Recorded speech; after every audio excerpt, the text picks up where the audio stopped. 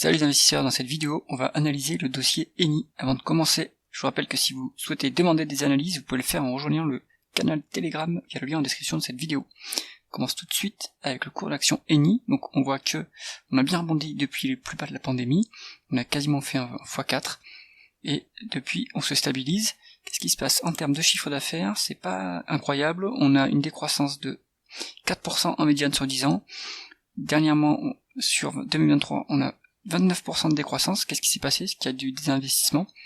On voit qu'en tout cas l'entreprise fait des acquisitions en cumulé. On va regarder ce qui se passe en termes de taux de marge. On voit que le taux de marge brut en médiane est de 25%. Actuellement, on est en diminution à 23%. Le taux de marge d'EBITDA est relativement élevé à 17,78% contre médiane de 19%. Là aussi, on est en légère chute. Et le taux de marge net est ric-rac. On est à peu près 3%, contre une médiane de 2,5%. Là-dessus, on est proche du seuil de rentabilité. L'entreprise va rapidement faire des pertes si le chiffre d'affaires continue à baisser. Alors, est-ce que les bénéfices nets se transforment en free cash flow? On voit que les free cash flow sont largement plus élevés que les bénéfices nets, donc l'entreprise a dû passer beaucoup de dépréciation, et ça explique ce décalage. Pour valoriser l'entreprise, si elle n'a pas de dette, il vaudra mieux utiliser un ratio de price to free cash flow. On va regarder la rentabilité, on n'est pas très élevé à 3,5 contre une médiane de 3,20, donc là-dessus c'est pas incroyable. Il faut regarder le coût moyen pondéré du capital, mais là-dessus je pense que Eni ne crée pas vraiment de valeur pour l'actionnaire. Et bon, il n'y a pas de croissance, donc la rentabilité finalement, même si elle est peu élevée, c'est pas très grave puisqu'il n'y a pas de croissance à financer, mais on aimerait quand même que ça rebondisse. On va regarder ce qui se passe en termes de dette nette d'abord. On va regarder par rapport à l'EBITDA, donc une dette nette à peu près 19 milliards 400 millions contre un EBITDA de 16 milliards 400 millions.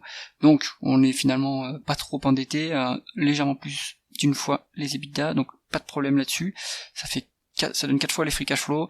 Là-dessus non plus pas de problème pour ce bilan qui est relativement sain, relativement solide. Est-ce que l'entreprise retourne du cash aux actionnaires? On voit que le dividende est à 3,16 milliards, ce qui représente un peu moins de 10%, il est quand même assez élevé. Une market cap de 42 milliards, donc on doit être sur du 7-8%, c'est quand même sympathique comme rendement. Il est bien couvert par les free cash flow, puisqu'on est légèrement plus de la moitié des free cash flow. Et on voit que depuis quelques années, Eni rachète ses actions assez rapidement, assez massivement. Donc, pour le retour aux actionnaires, c'est pas mal. Est-ce que la valorisation de l'entreprise mérite qu'on rachète des actions, justement? On voit que là, la valorisation, elle est au ras des pâquerettes, à 3,5 fois la valeur de l'entreprise sur EBITDA. Donc là, le marché valorise un business qui va à la casse. Pourtant, on a vu qu'il y a des free cash flow. Conclusion du dossier Eni, ça peut être sympathique pour quelqu'un qui cherche du dividende bien assuré. Il y aura zéro croissance. Il y a aussi des menaces sur des taxes supplémentaires à cause de l'État italien qui est au capital.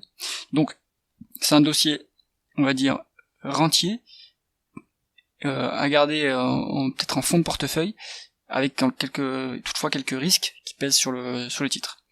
C'est tout pour cette analyse. Si vous avez aimé cette vidéo, mettez un pouce vers le haut et pensez à vous abonner.